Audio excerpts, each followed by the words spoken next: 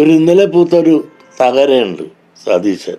സമുദായ സംഘടനകൾ തിണ്ണ കയറി നരങ്ങരുതെന്നാണ് പറഞ്ഞത്. എന്നിട്ടത് ഈ അടുത്ത ദിവസം എന്തെന്നാ ചെയ്ത് കനാനായ സഭയുടെ തിരുമേനിമാരെ കാണാൻ സിനഡ് കൂടിക്കൊണ്ടിരുന്നപ്പോ അവിടെ ചെന്ന് കാലേ വീണില്ല. ദുരന്തം പറച്ചിലൊക്കെ നിർത്തിന്ന് പറഞ്ഞിട്ട് എന്ത് ചെയ്യാനാടാ, ഞാൻ ഇങ്ങനൊരു ദുരന്തനായി പോയി. തങ്ങളുടെ തിണ്ണനിരങ്ങാൻ വരാത്ത നേതാക്കളെയെല്ലാം പുച്ഛമാണ് നടേശനും നായർക്കും. താനൊന്നും നേരെയാവൂലോ. ജി സുകുമാരൻ നായർ മാധ്യമങ്ങളോട് പറഞ്ഞ ഒരു പ്രസ്താവന നോക്കും. പമ്പ നദിയിൽ മനുഷ്യ മാലിന്യം ഒഴുകുമ്പോൾ അതിൽ മുങ്ങിയല്ലേ അയ്യപ്പന്മാര് ദർശനത്തിന് പോകുന്നത്. 10-10.5 കൊല്ലമായിട്ട് കേന്ദ്ര സർക്കാർ എന്ത് ചെയ്തു അത് പരിഹരിക്കുന്നതിന് എന്നാണ് ചോദിച്ചത്. ഇത് ബോധം വെക്കണമൊന്നും ഇല്ലെന്നാ തോന്നുന്നത്. എത്രത്തോളം അബദ്ധമാണെന്ന് ആലോചിച്ച് നോക്കൂ. കേന്ദ്ര സർക്കാരാണോ അത് ചെയ്യേണ്ടത്? സംസ്ഥാന സർക്കാരിന് ഒരു തരത്തിലുള്ള ഉത്തരവാദിത്വം ഇല്ലാത്ത രീതിയിലാണ്. അറിയാവുന്ന പോലെ സാർ കാര്യങ്ങൾ ചെയ്യാൻ പറ്റും. എന്നെ കഷ്ടല്ലേ, കോമൺ സെൻസ് ഇല്ലാത്തിന്റെ കുഴപ്പേ.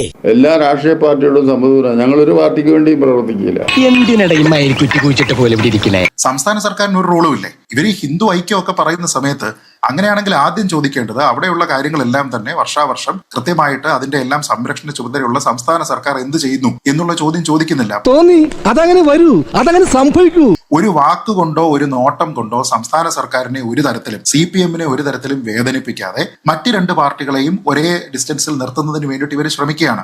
അത് പണ്ടും അങ്ങനെ തന്നെ ആയിരുന്നല്ലോ. അപ്പൊ ആരോടാണ് സമവായം, അല്ലെങ്കിൽ ആരോടാണ് സമദൂരം?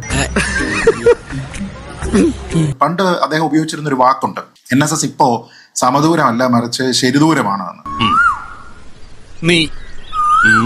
എങ്കിൽ അതെങ്കിലും പറയണം. അതായത് ഇപ്പോ ശരിദൂരമാണ് ഞങ്ങൾ സ്വീകരിക്കുന്നത്, ഞങ്ങൾക്കിപ്പോൾ മനസ്സിലായിരിക്കുന്ന ശരിദൂരം ഇതാണ് എന്നവർ പറയണം. അപ്പൊ CPM-നെ വിമർശിക്കാതെ കോൺഗ്രസിനെയും BJP-യെയും വിമർശിച്ച് ലീഗിനെയും വിമർശിച്ച് മറ്റുള്ള വ്യക്തികളെ വ്യക്തിപരമായിട്ട് ആക്ഷേപിച്ച് ഇത് ഞങ്ങൾ വളരെ ഹിന്ദുക്കൾക്ക് വേണ്ടിയിട്ട് എടുക്കുന്ന നടപടിയാണ് എന്ന് പറഞ്ഞാൽ ഒരു റീ എൻട്രിക്ക് ശ്രമിക്കുമ്പോ ആരംഭത്തിൽ അപമാനം.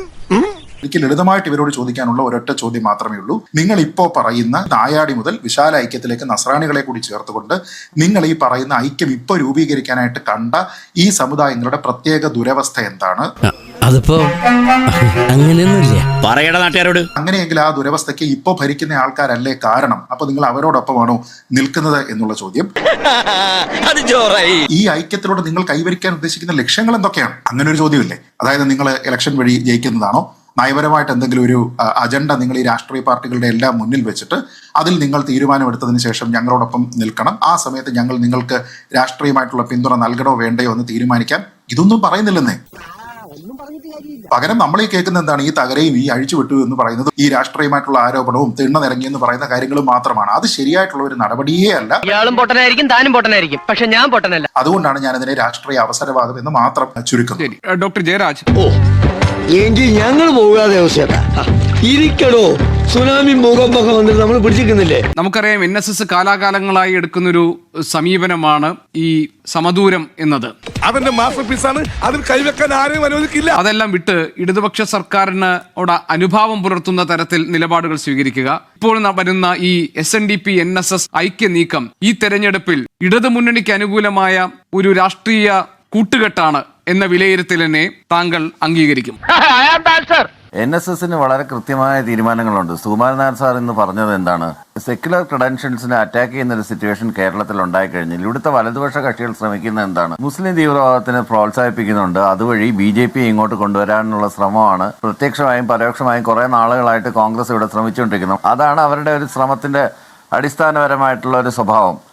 ഒരുമാതിരി ചൊറിഞ്ഞു വരുന്നുണ്ട് നിന്റെ വർത്താനം കേട്ടിട്ട്. ആ സ്വഭാവത്തിനെതിരെ എപ്പോഴെല്ലാം സെക്യുലർ ക്രെഡൻഷ്യൽസിനെതിരെ അറ്റായിട്ടുണ്ട്, എപ്പോഴും സെക്യുലറിസത്തിന്റെ ഒരു സ്റ്റാൻഡാണ് NSS എടുത്തിട്ടുള്ളതെന്ന് നമുക്ക് തുടക്കത്തിലെ കാണാം. പിന്നെ മുസ്ലിങ്ങളെ അല്ലല്ലോ പറയുന്നത്, മുസ്ലിങ്ങളുടെ വർഗീയവാദികളല്ലേ പറയുന്നത്. മുസ്ലിങ്ങളെ ഭയന്നാണ് ക്രിസ്ത്യാനികൾ പോലും കേരളത്തിൽ താമസിക്കുന്നത് എന്ന് പറഞ്ഞ വെള്ളാപ്പള്ളി നടേശനെ പിന്തുണച്ച NSS ജനറൽ സെക്രട്ടറിയുടെ കാര്യമാണോ താങ്കൾ പറഞ്ഞത്? അതല്ല ഉദ്ദേശം. ഇതിനകത്ത് പറയുന്നത് ഇപ്പൊ AK ബാലന്റെ ഒരു പ്രസ്താവന ഉണ്ടായിരുന്നല്ലോ, അതിനകത്ത് ജമാഅത്തെ ഇസ്ലാമിയെ കുറിച്ചാണ് പറഞ്ഞത്. ജമാഅത്തെ ഇസ്ലാമിയെ പറഞ്ഞു കഴിഞ്ഞാൽ എങ്ങനെയാണത് മുസ്ലിങ്ങൾക്ക് എതിരാവുന്നത്? മുസ്ലിം അതിനകത്തെ വർഗീയവാദികളെ, അതിനകത്ത് റാഡിക്കൽ ഇസ്ലാമിനെ ക്വസ്റ്റ്യൻ ചെയ്ത് കഴിഞ്ഞാൽ അതെങ്ങനെ ഇസ്ലാമിനെതിരാവും? അങ്ങനെ ഒരു നറേഷൻ കെട്ടിപ്പടുക്കാനായിട്ട് കുറെ നാളുകൊണ്ട് ശ്രമിച്ചുകൊണ്ടിരിക്കുകയാണ്.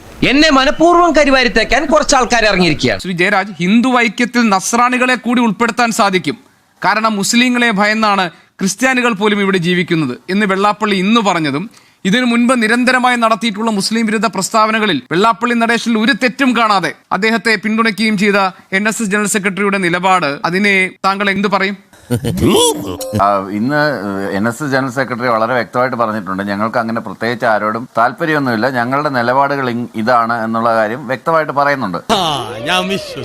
വളരെ കൃത്യമായിട്ട് പറയുന്നുണ്ട്. ഈ കോൺഗ്രസ് കാണിക്കുന്ന ഈ ഇരട്ടത്താപ്പിനെതിരെയുള്ള അതിശക്തമായ പ്രതികരണമാണ് ഈ രണ്ട് സമുദായ സംഘടനയിലെ നേതാക്കന്മാരും കാണിച്ചത്. അത്തരത്തിലുള്ള ഏകീകരണത്തിന്റെ ആവശ്യത്തിനെ കുറിച്ച് അവർക്ക് അങ്ങനെ തോന്നിയിട്ടുണ്ടെങ്കിൽ അതിനകത്തുള്ള നീക്കുപോക്കുകൾ ഇവിടെ നടന്നിട്ടുണ്ടാകും. ഒരു സത്യം പറയട്ടെ, ഇന്ന് വരെ അങ്ങനെ ഒരു സംഭവം ഉണ്ടായില്ലല്ലോ. ഇപ്പൊ എനിക്ക് അങ്ങനെ തോന്നി.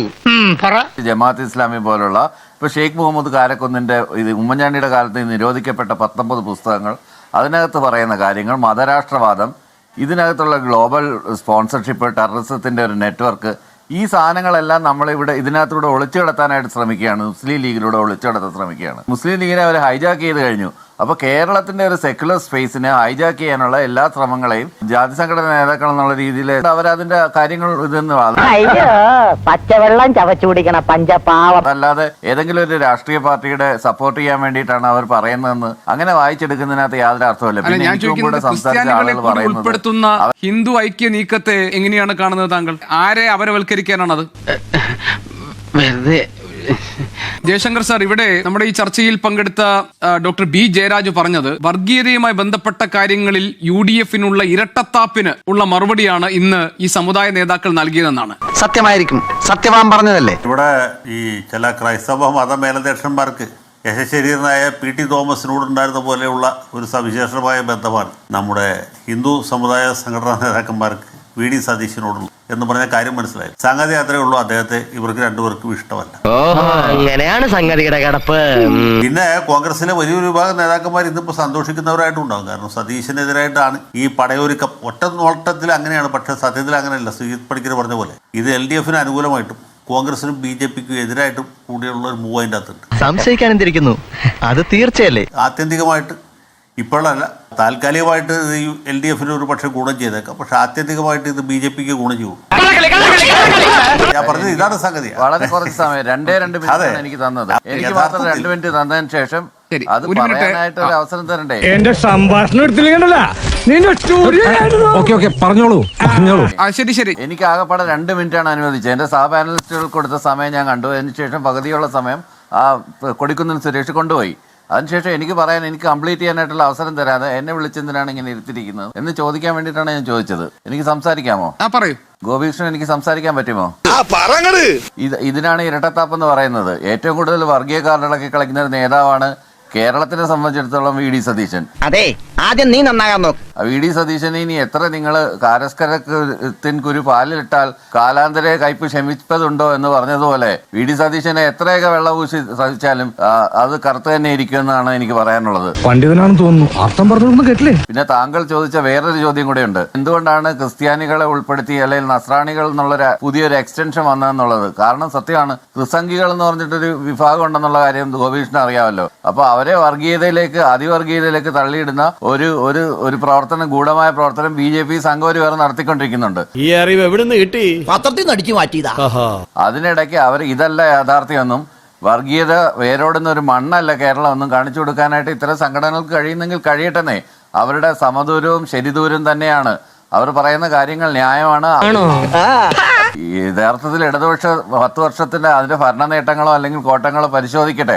വൈകാരികമായ വിഷയങ്ങൾ എടുത്തിട്ട് ശബരിമല, സ്വർണ്ണക്കൊള്ള, ഇതിനെക്കുറിച്ചൊക്കെ അന്വേഷണം നടന്നുകൊണ്ടിരിക്കുകയല്ലേ. എന്തിനാ എന്നെ ഇങ്ങനെ ഇട്ട് വേദനിപ്പിക്കുന്ന കുട്ടി? കഴിഞ്ഞ തെരഞ്ഞെടുപ്പിലും ജയശങ്കർ സാറിന്റെയും പൊടിപാറയുടെയൊക്കെ 5 വർഷം മുമ്പുള്ള പ്രസംഗങ്ങൾ എടുത്തു നോക്കിക്കഴിഞ്ഞാൽ എത്ര സീറ്റ് കിട്ടുമെന്നൊക്കെ അവർ പ്രവചിച്ചൊക്കെ യൂട്യൂബിൽ ഇപ്പോഴും കിടപ്പുണ്ട്. അതൊക്കെ തപ്പിയെടുത്തു കഴിഞ്ഞാൽ ഇവർ രണ്ടുപേരും ഇപ്പോൾ പറഞ്ഞുകൊണ്ടിരിക്കുന്നത് വെറും മലപ്പൊടിക്കാരന്റെ മനോരഞ്ജയാണെന്ന് പറഞ്ഞ് മനസ്സിലാക്കാനായിട്ട് വലിയ പാടൊന്നുമില്ല. അതുപോലെയാണ് ഇവരുടെ ആഗ്രഹങ്ങളൊക്കെ കൊള്ളാം. എന്റെ നിഗമനങ്ങളൊന്നും ഇന്ന് വരെ തെറ്റിയിട്ടില്ല. ഈ ജഗദീഷ് ശ്രീമാർ പറയുന്നതാണ് പോലെ idea is good but luck is mine എന്നൊരു സിനിമയിലെ ഒരു കോമഡി സീനിൽ പറയുന്നുണ്ട്. എന്ന് പറയുന്നത് പോലെയാണ് ഇവരുടെ അഭിപ്രായം. ജയറാം ഇന്ന് സജി ചെറിയാൻ പറഞ്ഞതും കുറച്ചു ദിവസം മുമ്പ് AK ബാലൻ പറഞ്ഞു ഒന്നും വർഗീയതയല്ല, വർഗീയ പരാമർശമല്ല അല്ലെ. കാസർഗോഡും മലപ്പുറത്തും ജയിച്ച ആളുകളുടെ പേര് നോക്കിയാൽ മതി വർഗീയ ധ്രുവീകരണം ഉണ്ടോ എന്ന് കാണാം. ഇന്ന് സജി ചെറിയാൻ പറഞ്ഞത് വർഗീയ പരാമർശമല്ല.